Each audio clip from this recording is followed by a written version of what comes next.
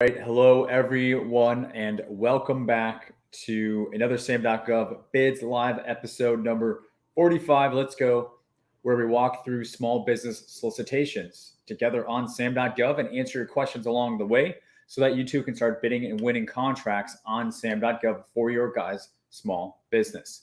Now, today we will be reviewing 5 small business solicitations that I have pulled up on SAM, and we will be jumping into that in just a second. But if you are new here, you don't want to miss future SAM.gov Bids Live episodes, make sure that you subscribe to the channel and hit the notification bell so you can ask your questions live on future streams that we have. And if you do happen to be somebody who's recently registered in your business in SAM.gov and you're looking to get started bidding, check out the link in the video description for our free resources, which were designed to support new government contractors in the space, just like you guys. What is going on, everybody?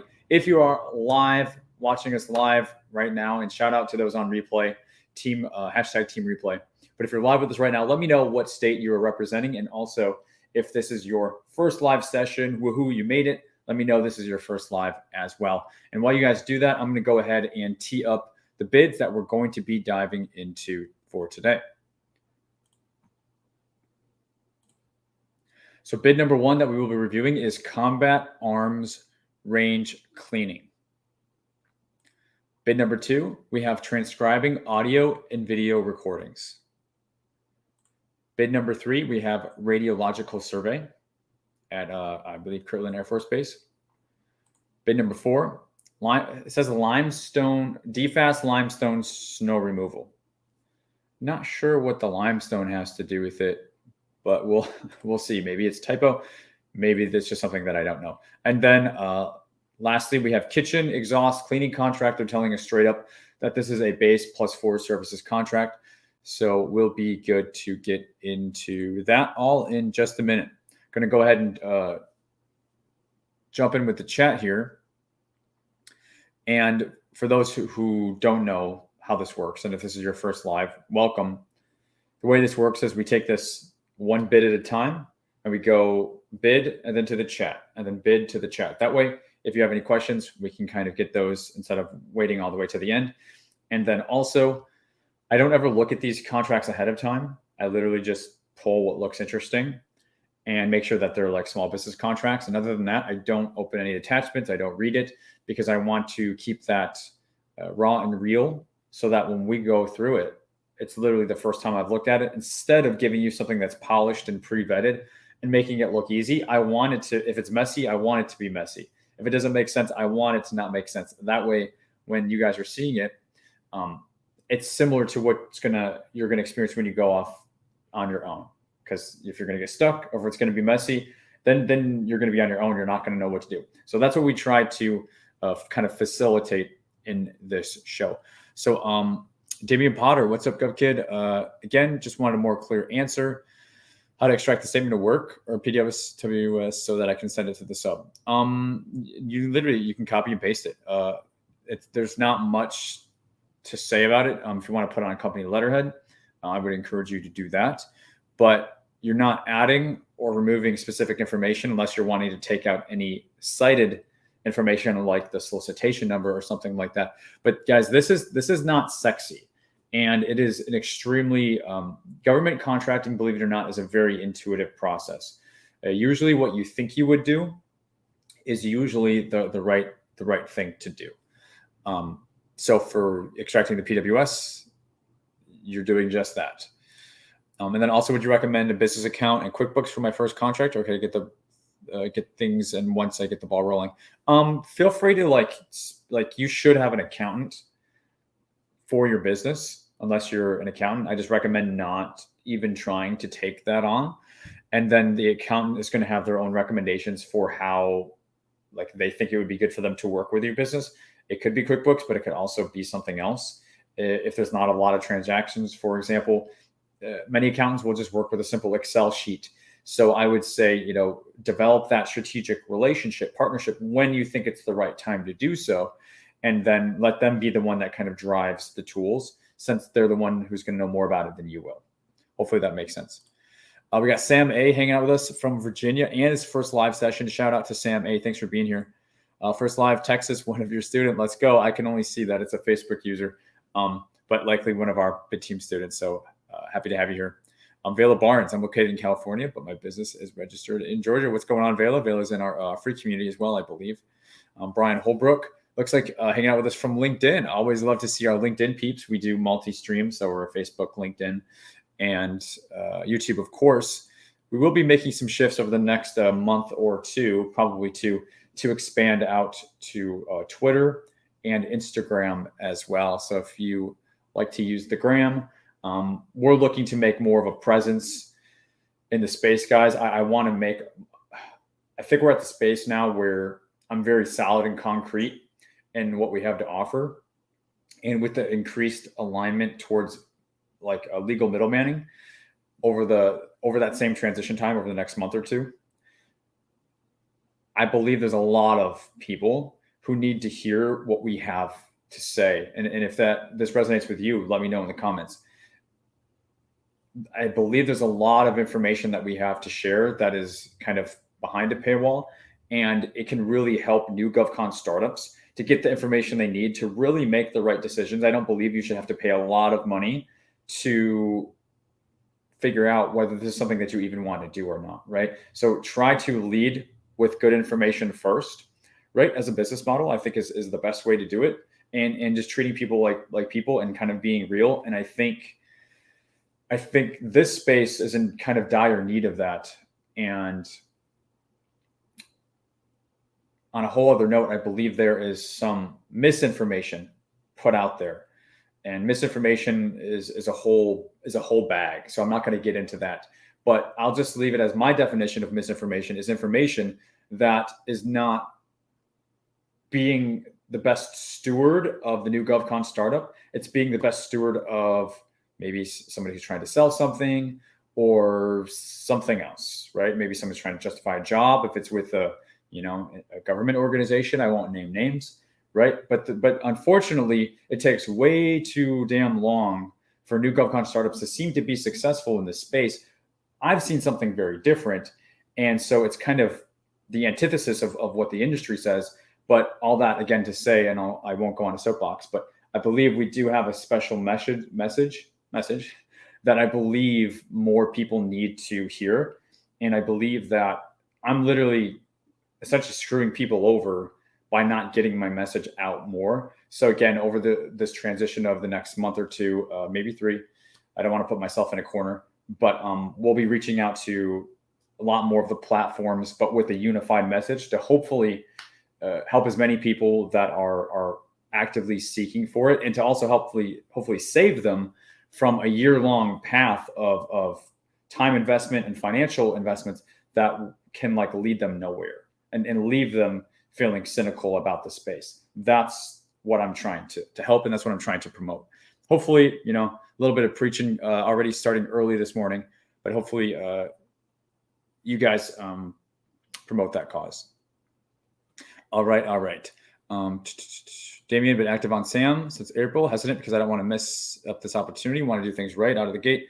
Don't want to wait too long to the point to where 2 to 3 years go by. Yeah, at some point, you kind of got to jump in the pool is what I tell everybody. It doesn't necessarily take a long time to do it, but it can take a long time for that moment to happen. And for example, one of our bid team members that's been quite successful, it took her 6 to 9 months to really just multiples. I could cite multiple cases, 6 months to just make the decision to go after something and kind of put yourself out there and try it. And now they've gone on to be very successful. And so now they wish, I wish I would have just got on my own way and I would have just did it and not expect things to be perfect. Don't be, paralyzed by paralysis analysis or imposter syndrome, but kind of just do it and get out of my own way, because then the success can come that much faster. So it's usually not the process that takes a year long, but it takes for many a year just to get out of our own way, to commit to get serious about doing this. Trinice, hello, I made it. You certainly did. Thanks for hanging out with us. Delphine, hello, I made it today live. You definitely did. Thanks for being here, Delphine. Demetrius, first timer from Charlotte. Awesome. Demetrius, welcome. Always extra love for our first timers. Hopefully you enjoy it. Rick 77788, good to see you back. I bid on a job back in April No decision is made yet. I've emailed the contracting officer. They send a generic message saying they haven't decided. Is this normal to take so long? Rick, it can. I wouldn't say it's normal, but I would say that there's a 33% chance that that will happen. So somewhat normal. So it's best to let that be our expectations. And then that's why this is a quality numbers game, because we can't just sit and wait on one thing, right? In that meantime, we should just be working on other ones, other bids, submitting. And if you are, awesome. Just keep your attention there. Follow up every couple of weeks with the ones that you have in the hopper, and then just move forward. Don't get too emotional or romantic about these. Hosea Diamond, first live and just joined the team. Awesome, Hosea. Good to see you. I believe you're in the I believe you're in our free community. Sasha speaks. I'm from upstate New York and I have a question. If you become a realtor and want to sell real estate once registered under a business, what possible opportunities are available? So Sasha, I don't have a lot to say about the real estate gig in GovCon. I will say that there are certainly commercial and government real estate leasing opportunities out there. Some property purchases, but a lot of leasing. Problem is with like new GovCon startups, they don't know how to make their way through leasing jargon. So Sasha, if you are going to become fluent at leases, then I would say there's probably tremendous opportunity. But I would say for you to do your own due diligence, make sure that you are identifying the proof of concept first to say, okay, I see what Derek was saying. I see, do some searches, look for under the real estate NAICS codes, what shows up. If there is stuff in there saying, yep, this is something I would be interested in, then you have some sort of a solid foundation to build up, forward. But if you don't, and you're going to be relying on some other real estate professional, perhaps, just know that will have to be your strategy. But what I see is a lot of people are hearing this real estate. It seems so easy, right? But then you start looking at the paperwork and you have no idea what you're doing with it. And to be honest, I'm not fluent in it either because I don't have a real estate background, and it's very different than all the other service contracts that we look at, which is why I don't review those as bids on this channel, and I just don't talk about them. But that's because I'm not the expert. If you're saying you're going to be able to become one, then there's certainly opportunity, because I do see a lot of those leasing opportunities. Papa Bear in a chair. What's going on? Good morning. It's Patrick from the group. Good to see you, Patrick. Hope all is well with you watching from YouTube. And this is Sasha's first live as well. Welcome. Got to hunt the prey, says Iron Body Sensei. Yeah, like it is. I mean, I'll just say it is a numbers game. So however you want to look at that. William, greetings all from North Atlanta, Georgia. Welcome, William. Good to see you as well. DK Scott, hello from Florida and first timer. What's going on? I've bid on my first proposal on leadership development. Oh, is this Kendrick by chance? I will be sending in more this month. Your non-niche message resonated. Speaking to that middlemaning, absolutely. I know exactly what you're talking about. I'm glad that it resonated. I think that's Kendrick. Lashana, what's going on? Yes, I made it ready to get out of my own way. Yes, took some time to get my business CLI certification with the state. What is the CLIA certification, Lashana? Facebook user, do you have a real estate agent or can you do it by property management? Well, like someone's going to have to do again, like I'm not the real estate person, so I'm not the person to ask questions about real estate too. So I'm very limited. I have zero experience. And so I'm only operating off of my experience in the space and common sense and common knowledge.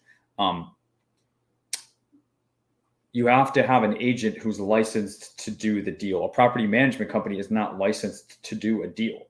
They don't have the license. Like you have to literally have your license with the state held with a broker. That's how real estate works. And I know that much because I grew up in a real estate family. Relying on a management company to do it, like they can do the management stuff, but they're not going to be the ones able to do the deal. And that's not from the GovCon space. That's from the commercial space. See what I'm saying? But that's all I'm going to talk about with real estate. Good morning, guys. And yes, it was Kendrick. Awesome. Cool. Let's go ahead and dive into our first bid. What do you say? Bid number one. Oops, out of order. Bid number one, combat arms range cleaning. I actually see this quite a bit. So like a firing range. This is Air Force, This is due August 25th. Small business set aside 561790 NAICS code out of Dover Air Force Base, Delaware.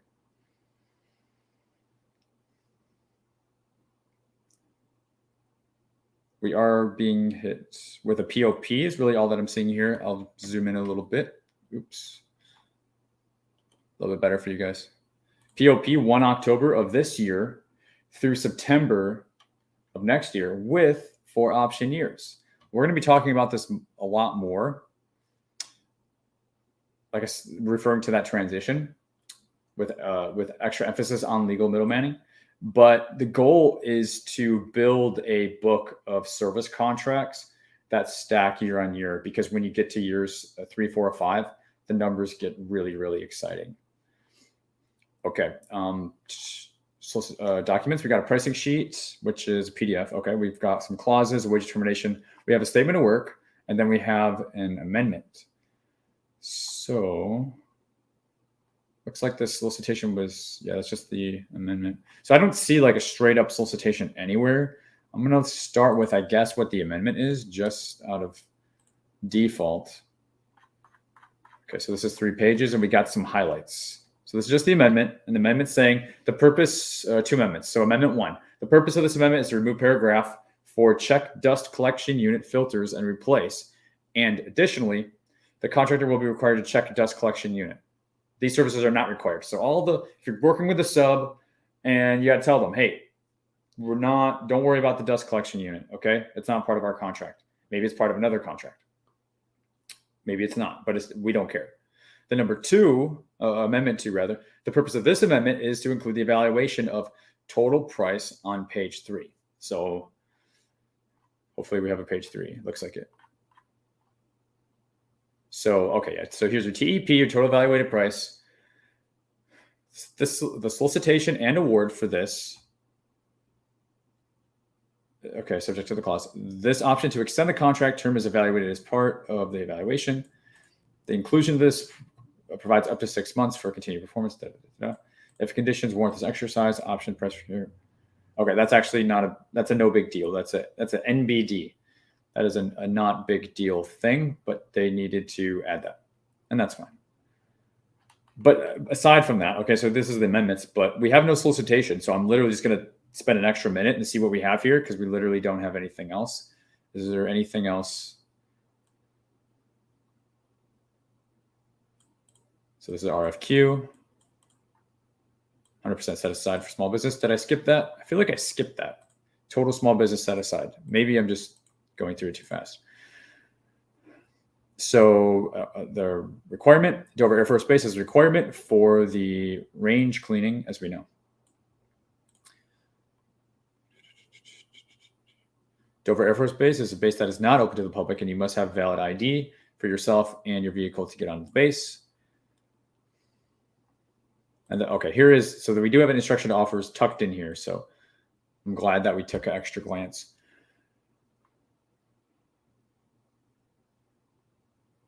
Must be registered in SAM, reps and certs. Okay, so they've literally told us nothing about the response here, other than there's this pricing, attachment 4 pricing sheet to submit your prices on. So it could be quote only, it could be price only, which could mean fill out the pricing worksheet, but hopefully the evaluation here can save us. And if you run into this on your own, where you're like, I'm not really seeing it, Derek, or they didn't really tell me, or they're super vague, then look for the evaluation piece, and sometimes that will help us out. Sometimes it won't. Evaluation intends to be a firm fixed price. There is no ranking or assigned importance to factors. Following factors shall be used to evaluate. Quality, which is technical capability, and price. So technical and price, we're not seeing any mention of past performance. So we will see. So here's the technical capability. It's going to be acceptable or unacceptable, which essentially is telling you pass, fail, guys. Pass, fail. So this is very quickly shaping up to be a LPTA bid. We already know it's a quote, so it's primarily number-based only. Then they're saying the technical is pass, fail. So that really ties into what our definition of a LPTA bid is, where they're looking at this more of like a commodity type service, meaning like, we don't think you're going to mess this up. Lots of businesses could provide this. So we are This is like not a one of a kind type thing. So we're assuming that the approach is going to be similar, if not exact, across all bids received. So we're not going to use that as the differentiator to determine who the winning bid will be. Instead, we're going to make that price. And in this instance, since we know we're probably going to get the same or similar service quality, as long as the box is checked amongst the board here, then we're going to go, it's going to be most advantageous to the government to go with who is offering that, like our same service across the board with the most competitive pricing. And that's really what this is shaping up to read like, even though they haven't come out and said LPTA or best of value. So for price, they're saying they want completeness, they want price reasonableness, which is also going to include balanced pricing, because this is a base plus 4 option years. So you should demonstrate a small escalation over time to account for inflation and other price factors. That reflects balanced pricing. You should not be charging the same price on year 1 as you are in year 5, because that's not the way the economy works. And then we have this TEP with this information that we've already read. So, and this document is really just screaming technical capability. So we're going to have to put something together based on the statement of work to check the box. And then it's going to be all about this pricing, which is here. So I'm just going to take a quick glance at the PWS, and then we'll check in with the chat, and then we'll move on.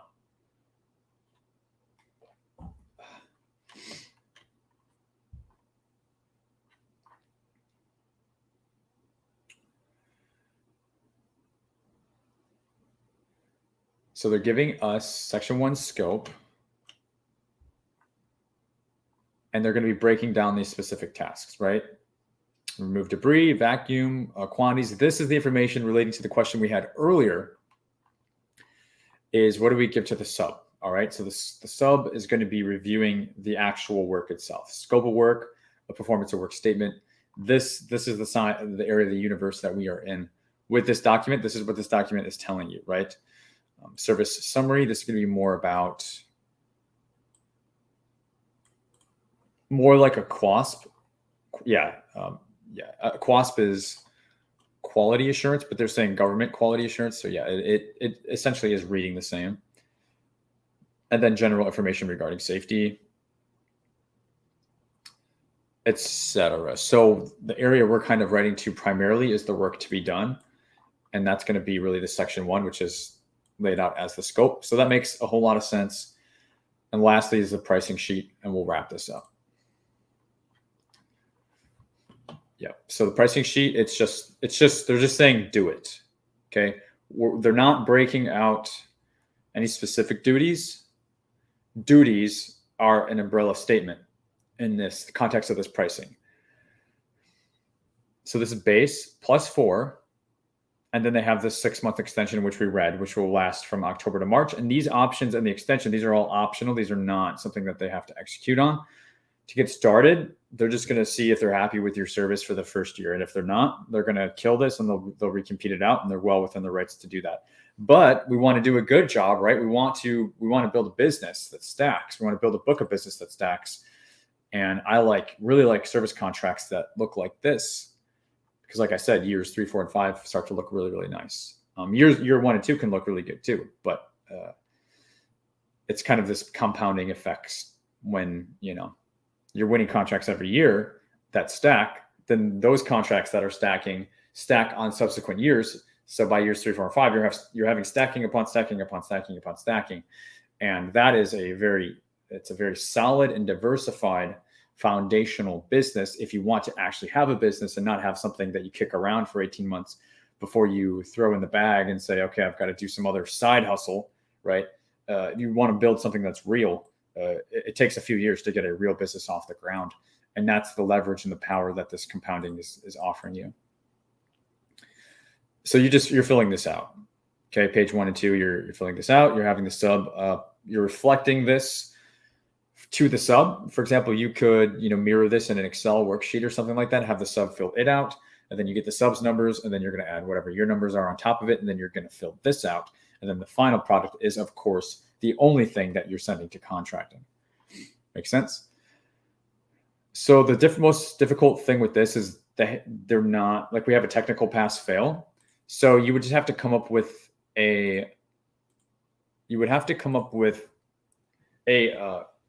conformance to the PWS, or an understanding of the statement of work, and you're going to have to write to that when you don't have anything else to write to, which is what we have in this case. We have very clear pricing, but somehow we have to pass the acceptable, unacceptable, the pass fail for the technical understanding. So the one thing that I say sometimes, but I'm going to be saying a lot more, is when you have to do that, you don't want to write the what to the statement of work. So you got that open over here. Then you have your proposal over here. You don't want to just go line by line, word by word, and say, we will do this, we will do this, we will do this. That's trash.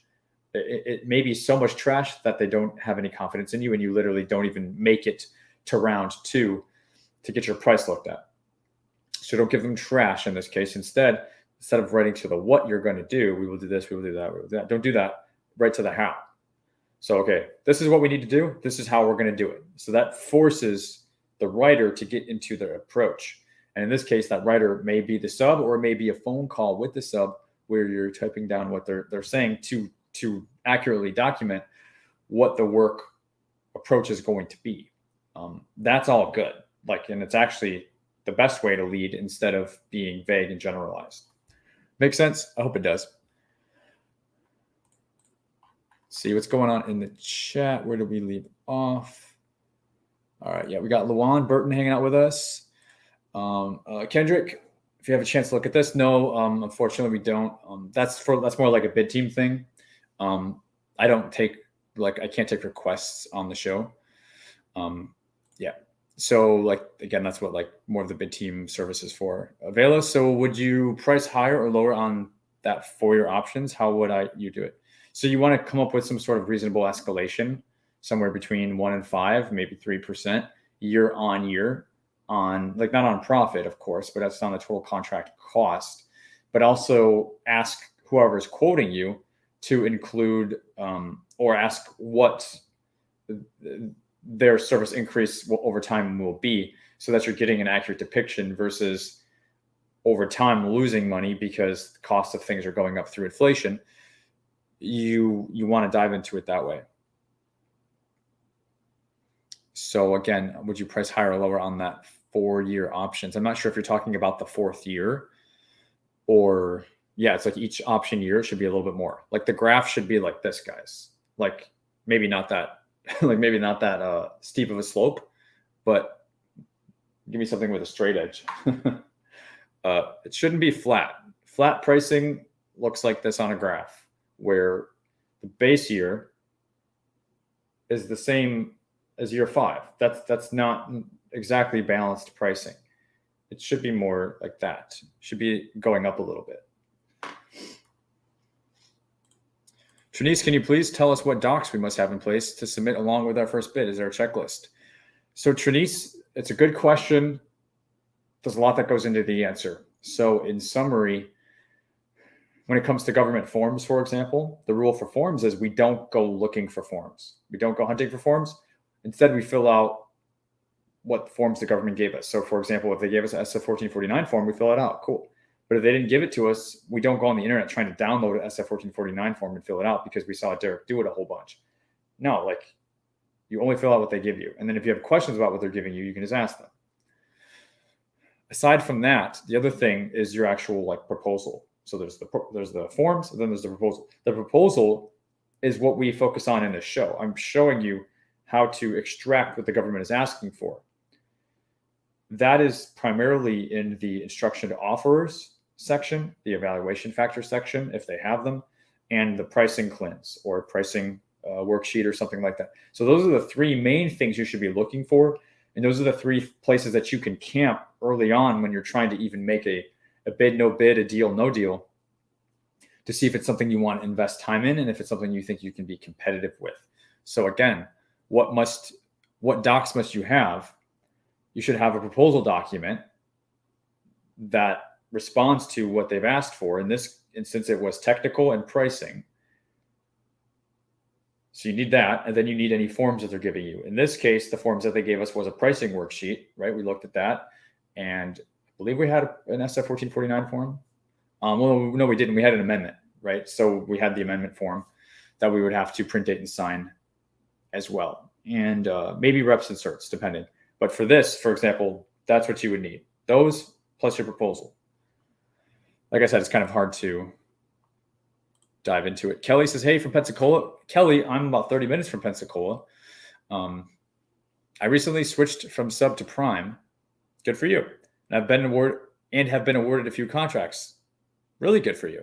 Thanks for your info. You were helping a lot of people and you were changing lives. Hey, thank you so much, Kelly. I really, really appreciate that. And yeah, like I go in your neck of the woods all the time when we have to fly out from Pensacola Airport, which is about 4 hours backed up these days, this summer season.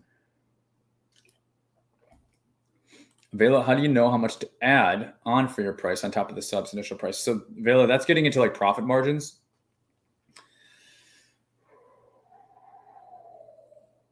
Generally speaking, like the wide range is 5 to 30%.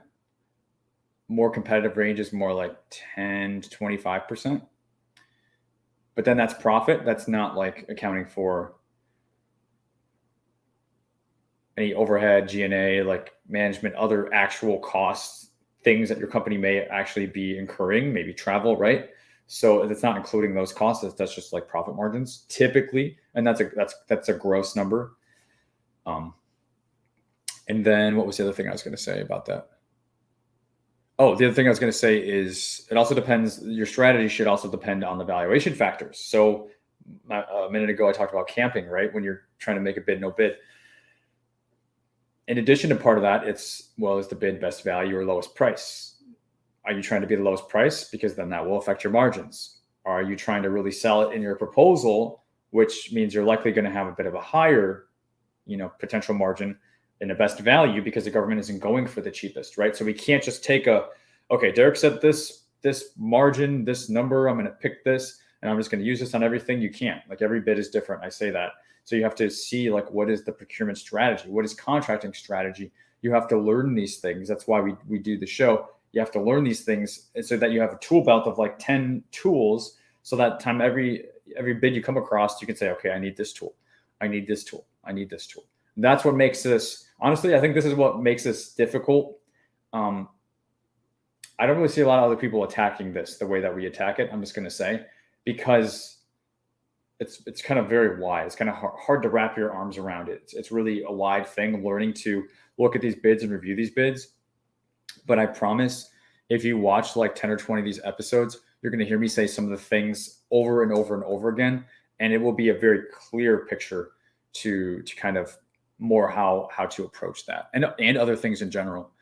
Crude cartoons. I'm very new to contracting and have generic questions. What are your thoughts on mentor protege program? If you're very new to contracting, which you're saying you are, I would say no. I would say from a risk reward standpoint, it is too high of a risk.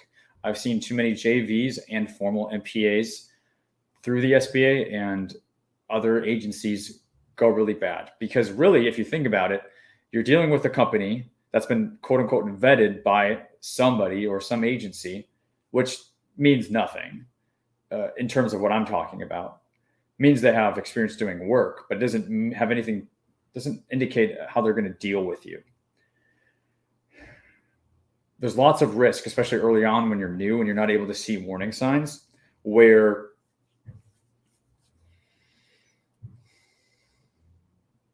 you're encouraged to work with a mentor or a JV. And it's just so unnecessary. You don't need it. And like what could happen? Low percentage, right? Low chance of rain, but it still rains sometimes. There could be an argument about distribution of labor. There could be argument about what's being done on the site. There could be arguments about like if there's multiple subs being done, being scheduled at different times. And also partners can literally walk off the job, can leave it. And I've seen it too many times where there's a JV or some sort of a mentor protege new GovCon where the said mentor or the other party leaves. And when I say leaves, what that means is you're leaving this person SOL. like you're leaving them stranded up the creek without a paddle, right? And that could potentially bury you before you even get off the ground. So that's the risk that I'm associating with that. I've seen it happen too many times, and you're not experienced enough to handle that type of situation and to protect yourself. And then if you don't need to do it anyways, so why open yourself up to that risk? So unfortunately, we hear SBA, we hear PTAC and other agencies pushing that. And I'm going to start being more vocal about pushing against it because it's not necessary whatsoever. Let's go ahead and get to the next bid, and then I will jump back to the chat. So bid number 2 is transcribing audio and video recordings. This is for NPS, National Park Service. This is due in 10 days, August 18th. This is a small business set aside as well, and they're using the 561410 document prep NAICS code. This is going to be out of Topeka. So we do have some info in here within the listing description. And take a quick glance.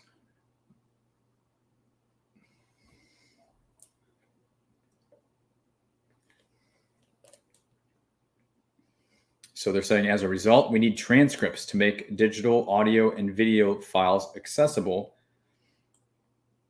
That's kind of the driving force behind this. They've got hundreds of these. And that's in Topeka.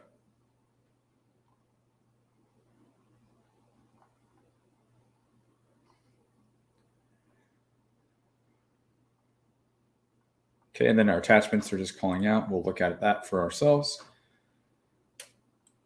Okay, all right, so nothing too magical. In terms of attachments, we have a solicitation doc, we have a pricing schedule, we have a statement of work, and we have a PPQ. PPQs, just so you know, they need to be submitted by your reference, by your client. You don't get to fill out your own report card. So we already know that coming into PPQs. So we'll start with the solicitation doc. And what does the PPQ also tell us? It tells us that past performance is going to be an evaluation factor on this. So we already know there's past performance and there's price. And so we can almost just assume that there's also going to be a technical, but we'll see. So we're hit with a standard form 18. We do have our opening up with pricing CLINs here. And actually just one CLIN. So we'll have to learn more about the period of performance on this to see what that really means.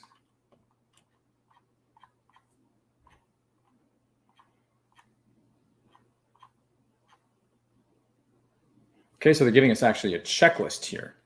It's an instruction to offers. So for Vela, I believe, had the question. Maybe it was somebody else. I apologize. Somebody asked the question. Oh, it was Trinice. Yeah, like what documents? Okay, so like just kind of like follow along. Like this is the instruction thing that I told you about. They're telling you what they want. So they're saying straight up, failure to submit in accordance with this means you're not going to be considered for award. It's that important. So we're going to send this to Adam. And here's our checklist for quote submittal. Aha, we're already seeing technical. So we already know. We're already thinking past performance, technical, and price. And a mental outline. We are already thinking of this.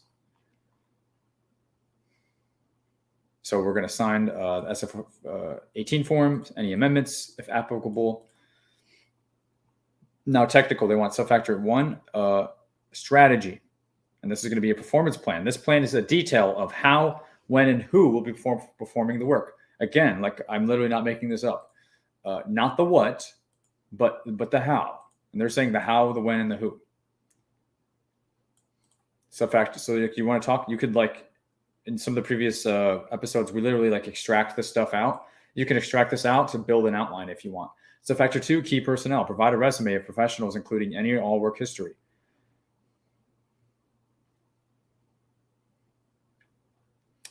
Number 3, previous experience. Okay, so now they're hitting us with the experience and the past performance. Derek, what the heck is the difference between experience and past performance? Experience is work that you've done. Past performance is how well you did on that work. So for this, you're going to cite 3 to 5 examples of work that you or your sub has done, right? Because you can use the subcontractor's past performance. And then the subs references are going to be who we are using for filling out the PPQ. And those jobs should also be matching up. So it shouldn't be like 3 jobs here and then a different 3 jobs here. You also want them to make sense. So I don't see price, but we know that price is important. So we're going to fill this out.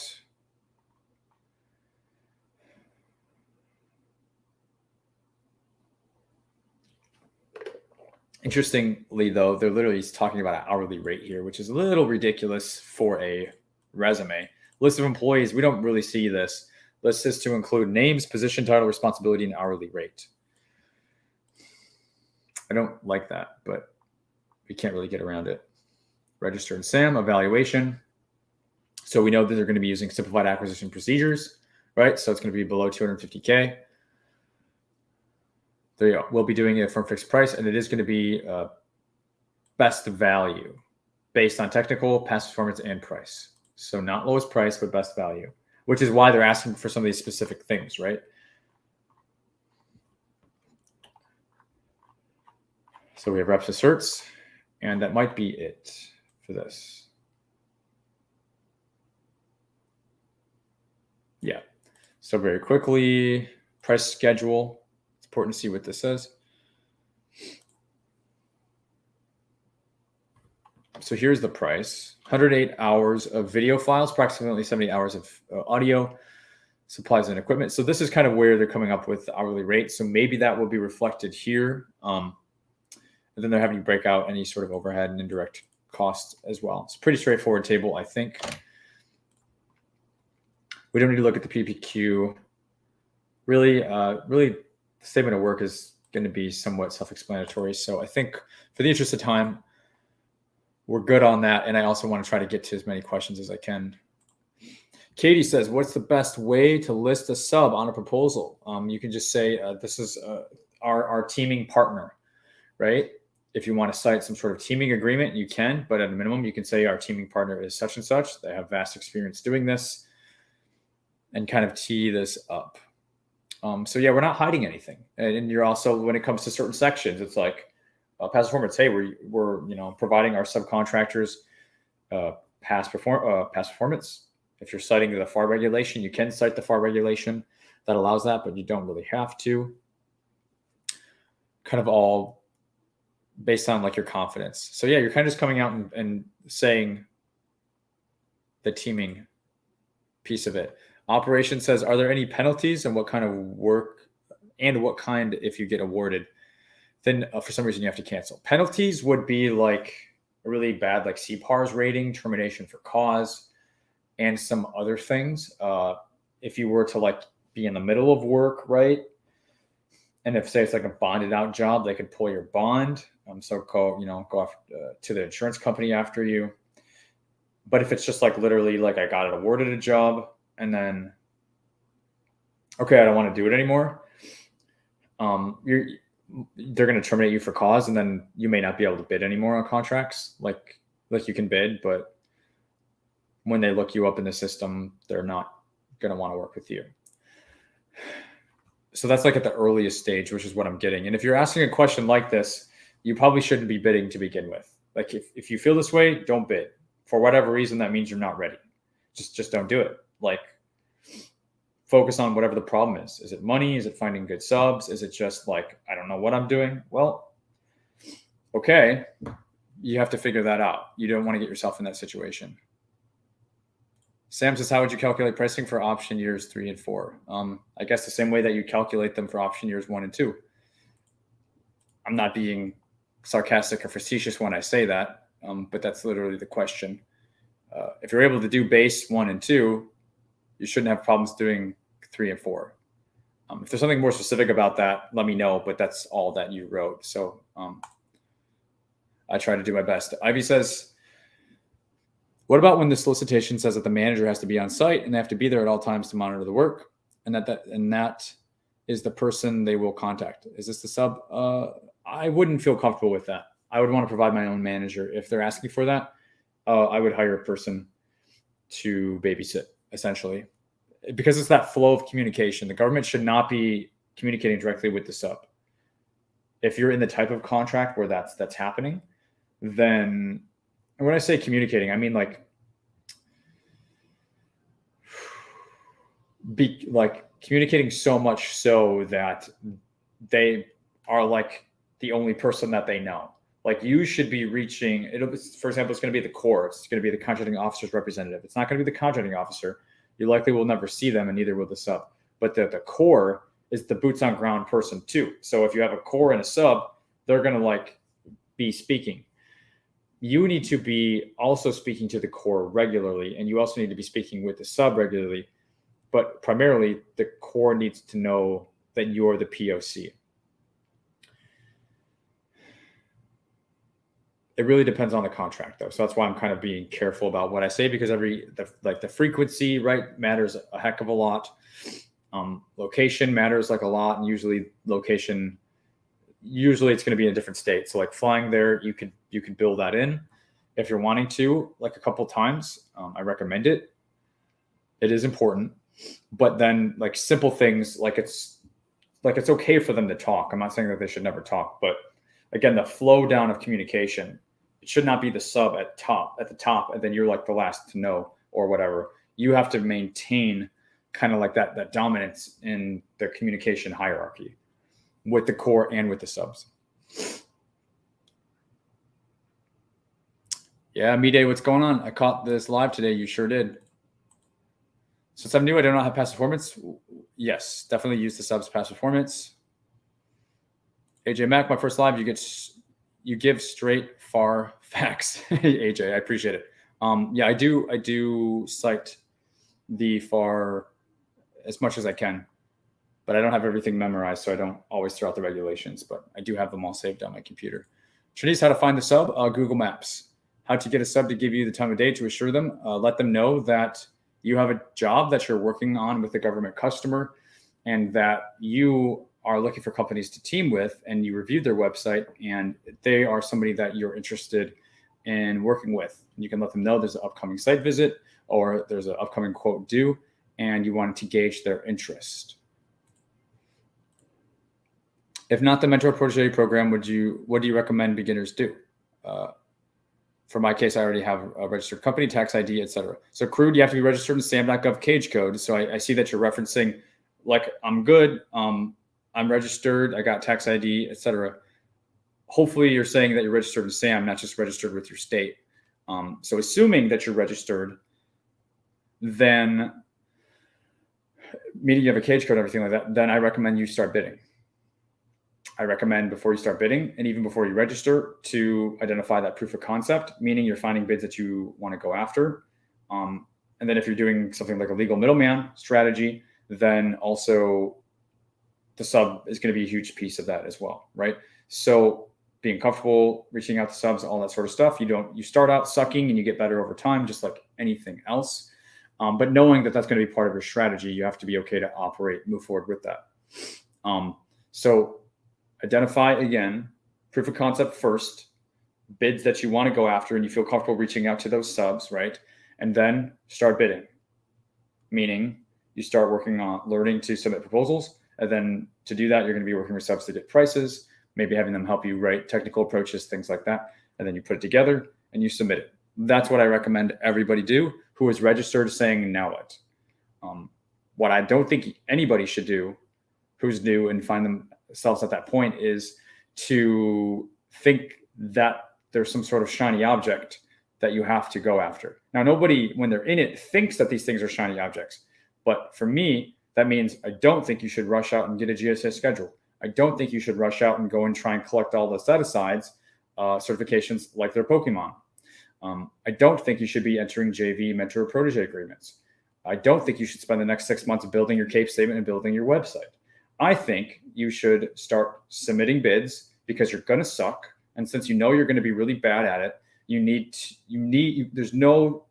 can't start too soon to start getting really good at something that's the most important piece. Most wait and save that to the end, and then they got the GSA schedule, and then they got the set-asides, and then they got the perfect network of people that they can reach out to when they do the thing. And they've got a great website, and they got a great capability statement, and they've spent somewhere between anywhere from $10,000 to $50,000 and 6, 9, 12 months to do that, and they still haven't responded to a freaking solicitation. Maybe at most they responded to a couple sources sought, which is absolutely nonsensical and no point of doing that. So that's what you don't want to do. Save all that. Save all the time. Save all the money. Save all the frustration. Conferences too. You can put that out there as a shiny object. Save it all. Capability briefings, another one. Save it. Reinvest even 10% of that into learning how to bid, and then you'll get to be the person getting the award while you watch the other people sit there and run against the wall and spend way more money, right? That's exactly what I recommend. A quota shall demonstrate past performance, at least not one more than 3, recent relevant. How do you list the past course teachings for leader development? Again, man, I know we've had some side conversations. This is kind of like bid team type stuff. It's not really the place for the YouTube channel, respectfully. Mide says, when the solicitation asks for past performance for a specific specialty product, what do they mean and how do you get that? E.g. specialized telescope. When the solicitation asks for past performance for a specialty product, they're asking for past performance providing products in the past. That's what they're asking for. I'm not big on products, right? I'm big on services. So I don't like real estate. I don't like products. So I've done it. Like you all know the road salt story. It's not a good way to build a business. I just recommend if you want to build a service business, don't fall prey to the thing of saying, I'm too afraid to do that. Let me do products first, right? Let me jump on Unison first. I got a good Unison bid, right? Screw all that, man. Like literally, you're kind of delaying the inevitable. The answer to your question is you have to show past experience providing other products. Now, if you don't have a sub to do that, then yeah, like kind of good luck. Like it is hard, right? That's why I don't like it. There's many reasons why I don't like supplies. Most people like to do supplies because they think it's safe, but it's not. You're going to make no money. You're going to be quoting hundreds of bids throughout the year to make a very small amount of money. You're going to have issues with products getting delivered and then the government not paying you. Like I literally just say, don't do it. Like just, if you're wanting to do services, don't start off doing a non-services thing. Like if you want to learn to ride a bike, like learning, like, I don't know. I guess I'm short on analogies for today, but like you don't learn how to ride a bike by learning how to paddle a boat. The analogy makes no sense, but like you don't learn how to do the thing by doing something unrelated. Okay. So it's a confidence thing. I know what it is. I know you guys, it's a confidence thing. This seems easier. This seems less scary. It's a confidence thing. Screw all that. Like be confident. Like I'm literally giving you everything right here. Like be confident. That's the advice. Tedrick, no, you're good, man. You're good, man. Just, yeah, like I kind of just have to stay on track. That's all. So you're good. Mide says you can find it directly, but how? Yeah. Okay, guys. So let's jump to, I think we're caught up on the questions. So let's jump to the next bid. And for those of you who are new to the channel, I'm passionate because I care, and I care because I've seen so many people get screwed over.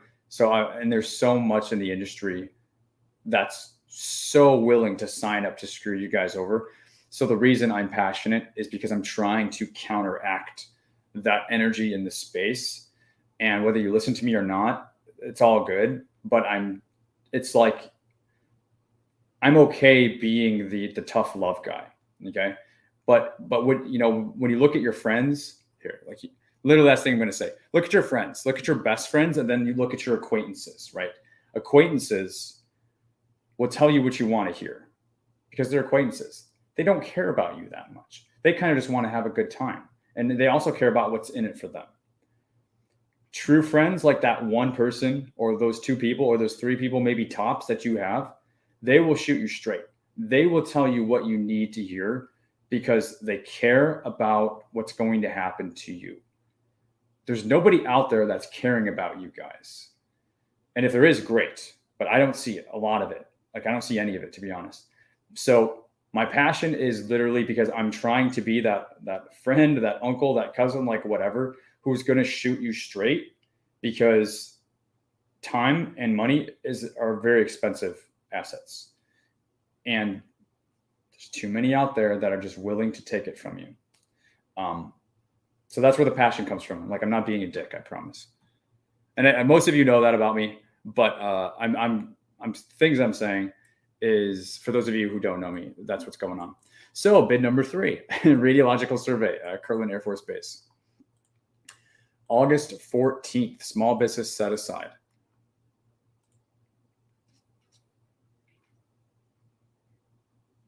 The contractor will provide support. Central New Mexico. Cool. The radiological survey will be conducted on the range, T10 range. I actually don't know much about radiological surveys, so we'll see. The site consists of 4 active thorium-seeded training fields and a bunker. Sounds a little intense.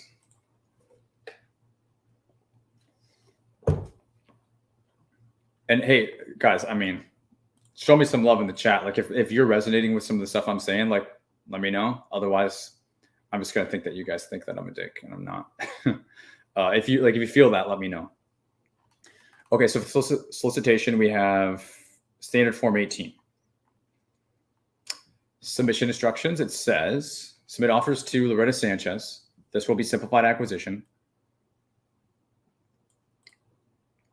based on fair and reasonable pricing. Okay. Note to offer, registered in SAM. Cool. Why are they still asking for, oh, they're not. Okay. I just still see some solicitations asking for DUNS number. You don't need a DUNS number, guys. So if you're recently registering, you don't need it. It's been replaced by the UEI number. We're hit with a CLIN schedule base task 1, 2, 3, and 4. So okay. So they're literally kind of like telling us this is actually nice. This is good practice. They're breaking it down from where it's cited in the PWS with the CLIN organization, as well as your opportunity to price it all in one table. So that's actually very, very nice. So they're telling us specifically. So if you're working with a sub on something like this, it is small business set aside.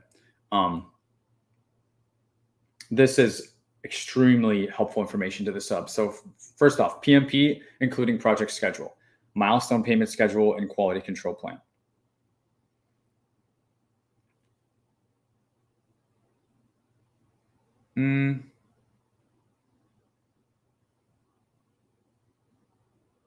I don't know about this. They want you to price that. How do you price? I mean, they're going to allow you to price for a project schedule, a milestone payment schedule. That just doesn't make sense. And then a quality control plan. That's not like work. Number 2, meetings, including kickoff and routine status meetings. So you don't really get paid for meetings either. Monthly status report invoicing. You don't get paid for invoicing. So this is actually actually, this makes no sense at all. Project work plan, abbreviated UFP, your APP plan.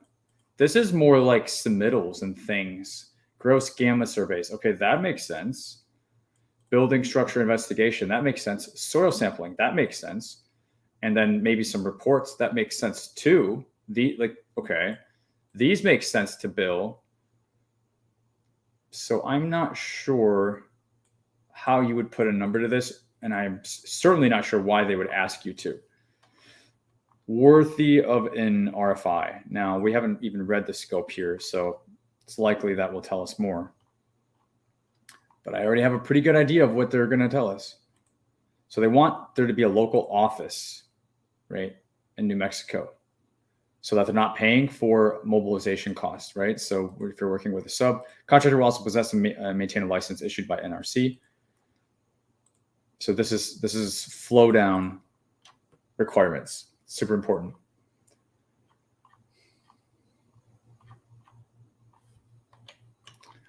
Honestly, for the interest of time, I don't even know how much more time I want to spend on this one, because it's already a little weird. And it's just really long. It's 100 pages.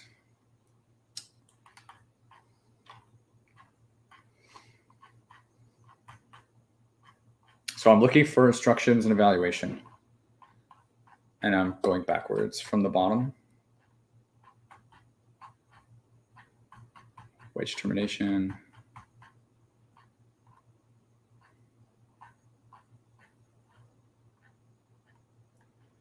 So I'm going to just do Control F, instruction. We've already seen this. Yep. So instruction is not very helpful.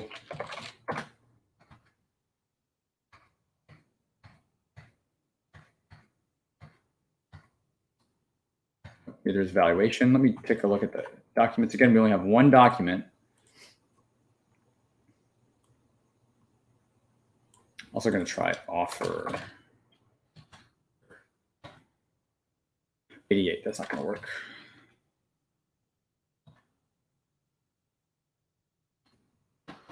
So control find isn't really too helpful for us.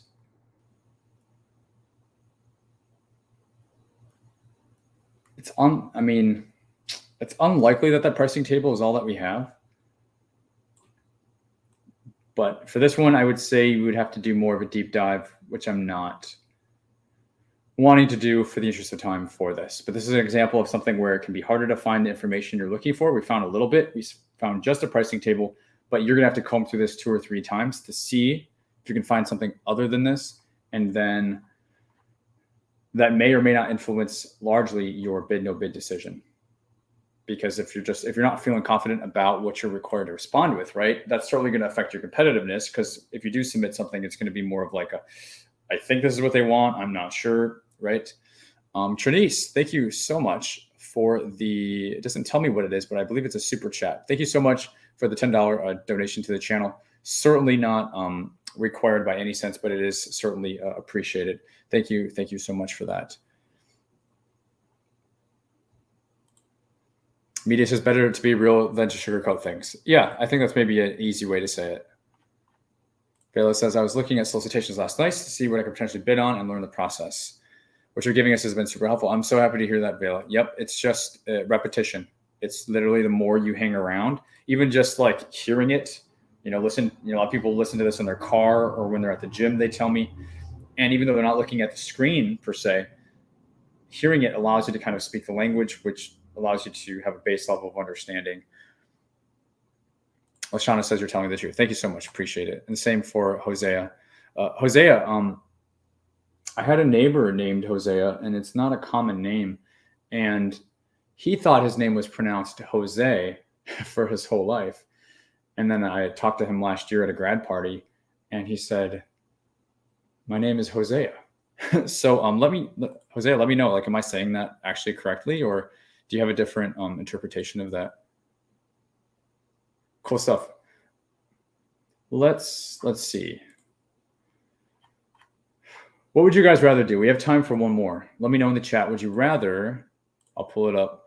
Would you rather this snow removal, or would you rather kitchen exhaust cleaning base +4 contract? I'll take the average of the first couple of responses for the interest of time. But again, let me know in the chat. What would you rather do as a final bid for today? Snow removal or kitchen cleaning base +4? We'll give it a minute.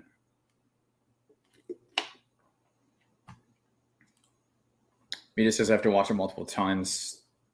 Yeah, that's a good idea. Like, I'm kind of like slow when it comes to like technology stuff. I know the feature's been out for a while, but listening on like 1.5 times speed or 2 times speed. God, sometimes I talk really fast. So honestly, I could only imagine what that sounds like on 1.5 or 2 times. But yeah, it's a good way to like, maybe make an hour-long episode, a half an hour, save a lot of time. Okay, we've got 3. Oh, it's still coming in. We've got 3 snow removals. We had 1 kitchen. Now we have 2 kitchens. One more. Let's see what it's not a tiebreaker, but let's see. One more, guys. Snow removal or kitchen? That's funny. Oh, Adrian, you have to tie it up. All right, so we definitely need. Okay, God, you guys are gonna make me do both. Oh, you're gonna make me do both. We're just gonna do both really fast. I don't think it'll be too bad. All right, snow removal. I thought it was gonna be like a unanimous thing. Due September 22nd. What?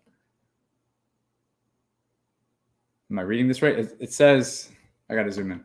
Original September 22nd, updated September 4th. So they actually moved it up by quite a bit. Small business set aside, 561-730 landscape services. And the limestone is, of course, the location. Silly Derek. It's not limestone snow removal. It's snow removal in limestone. Go figure. For documents, we have a solicitation. We have I'm sorry, solicitation here, I think. And then this is the pricing sheet. And then we have statement of work and then technical exhibit, maybe photos or something. So solicitation first. Yeah, we're just going to do both, guys. Thanks a lot.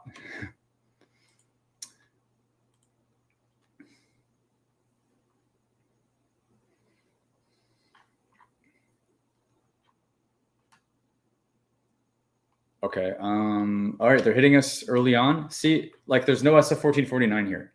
This is the solicitation. No standard form 1449 or anything. Don't go hunting for it. Okay. It says straight up instruction offers, furnish quote to the POC, blah, blah, blah, blah, blah. Please submit pricing on attachment 1, which is going to be this, I think. Yep. Where each line item identifies the unit price and the total. Include your cage code on your quote. Valuation. The basis for award will be lowest price. Go figure. Your technical acceptability will be determined by you meeting the minimum requirements. What are those?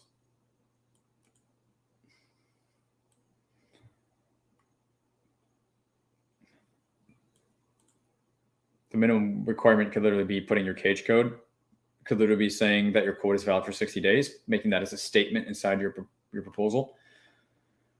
Could mean being registered in SAM, like I said.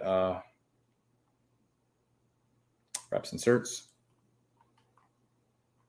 But it's primarily price only. So here's responses to some questions. They built this in here, right? So 6.5 acres, square footage of the facility. There's a map. The incumbent is Solder Bridge Co. Thank you. Always ask what the incumbent's name is. What is the last awarded contract number? Let's just plug that into FPDS. Might have to take the dashes out.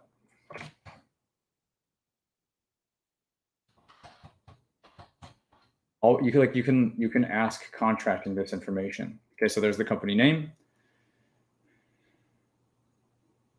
Now what you will find here is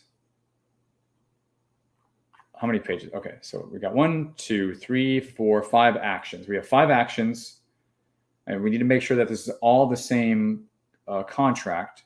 So I'm looking to see if there's amendments or anything like that. I'm not seeing that. And then I'm looking at the years. So I'm seeing 2019, 2018, 2022, 2021, 2020. And the pricing, let's see if we can do this in order. In 2018, 38K, 38 grand. 2018, what was 2019? 2019 was 45. So 2019 was 45. What about 2020? 2020 was 45. What was 21? 21 was 45. 22 was 45. Okay, so they did a bit of an escalation on the first 2 years, tying into a price escalation. They didn't do it on all years, and that's okay. But they did do kind of like a significant increase from 38 to 45. That's $7 grand up from a $38,000 contract. So they kind of made it up on the front end. So we can literally see like this was a 5-year contract previously, and it went to this company this Soderberg, right?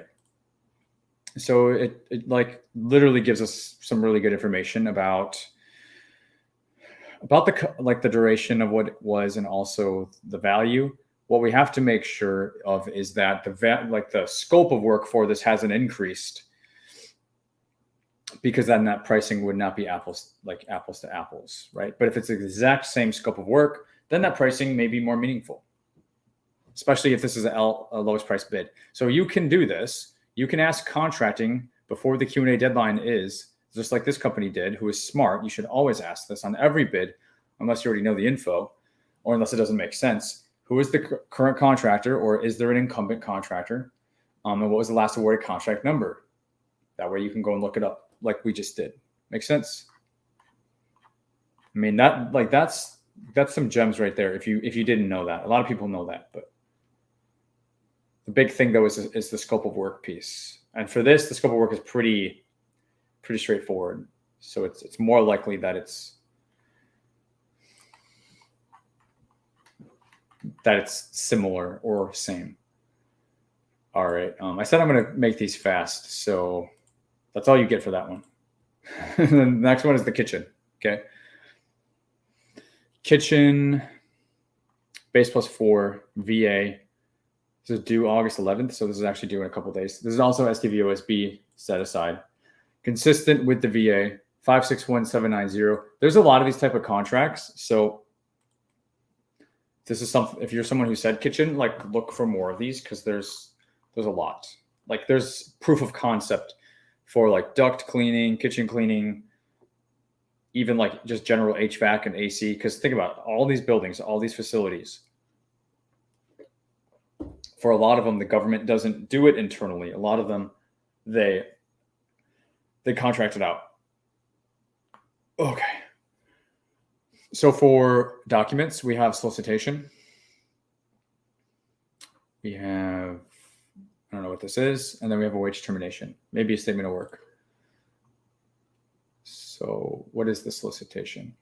And guys, if you're liking today, smash the like button too if you haven't. And if you're new here, maybe this is your first live or maybe you're just new to the channel, consider subscribing if you like this sort of thing. And also, like, this is episode 45. So we have got 44 previous just like this, but with different contracts and lots of kind of nuggets sprinkled throughout. So, I mean, you've got a whole playlist to dig into if you're like, this is where you need to be. You've got, like, we started this last August, specifically this particular playlist. So lots to dig into. So we have nothing here, right? If you're seeing what I'm seeing, we kind of like have nothing here. So I'm just gonna, it's like 3 pages of nothing. So I'm gonna look at this other document. So this is, this is the solicitation document, SF 1449 form.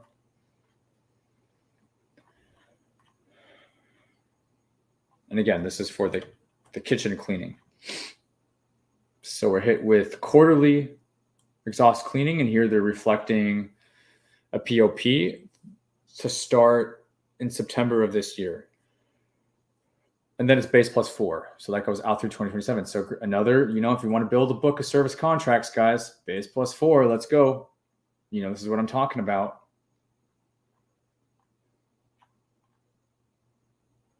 Then we have a nice VA pricing cleanse, but remember this is SDVOSB. So unless you're holding this, you're not bidding on this if you don't have that cert. But yeah, consistent with the POP are the pricing cleanse, and they're saying there's 2 things per clean. So the first thing is clean the exhaust systems, including the fans. And then there's this eye roll fee, which, to be honest with you, I don't know what that is. The sub might, or it might be worth a Google.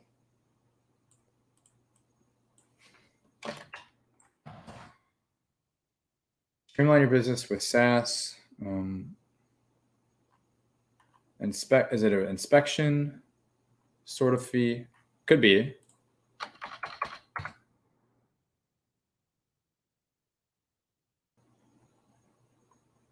Inspection reports online, eye roll.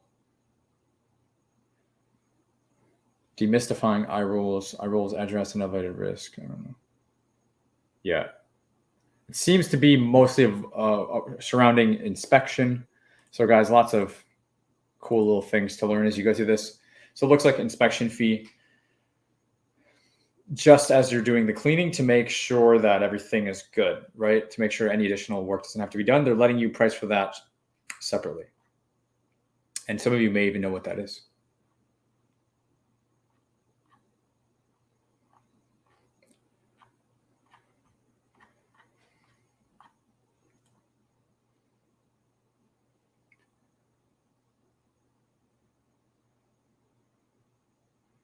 What do we got? What are they asking for?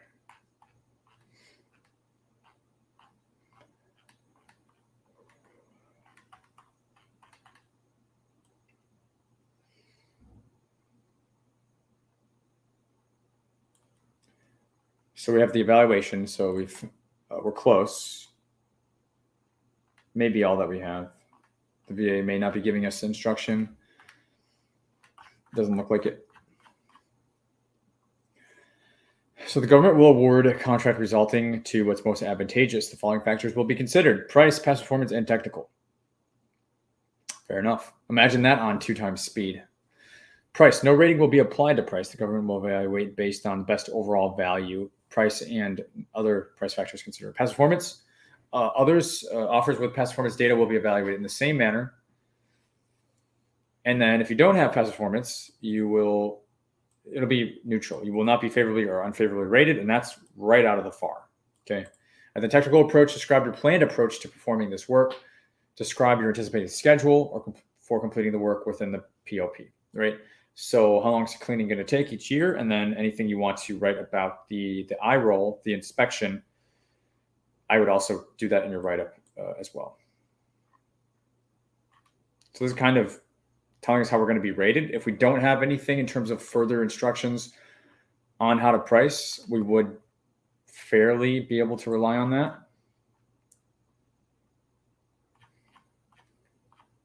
But again, it's like we have this table for the pricing here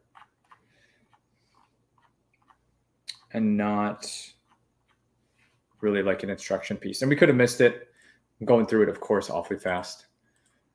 But if you ever find yourself in a situation like that, that's kind of the point where they're giving you evaluation. They're telling you how the winning bidder will be chosen. If you don't have clear instructions, you can use that and be fairly accurate if you have nothing else. Hosea says, yes, very few get it right. Awesome. I nailed it. Yes, yes. Mide says, if you have multiple contracts, how do you manage it? You can get them. Yeah, if you have a snow removal, kitchen cleaning, duct cleaning, is there a way to manage them, a workflow? There's certainly workflow softwares, but at some point you want to have like a dedicated manager, basically like a PM, right? Who can manage multiple contracts where it's their full-time job to do that. At first, it's just going to be you, and it won't be like that bad. So really where the management comes from getting started is really like managing the subs, right? So having some sort of a uniform, if you're saying workflow, have some sort of uniform processes, system, or standard that you're having the subs kind of like communicate with you, check in with you. Say you have a standing meeting. Maybe there's sort of like deliverables that you have to give the government on certain contracts. So that's going to be something that's built out. So like what is each sub's timeline and things that they need to do, deliverables, work, and other, have that kind of built out before the work actually starts. So that way, you know, over the period of time, what should be done, and you're sharing that with them. So they also know what's expected from them to manage it, right? And then that's all taken strictly out of the contract. So you know it's going to also be in line with what the government's wanting.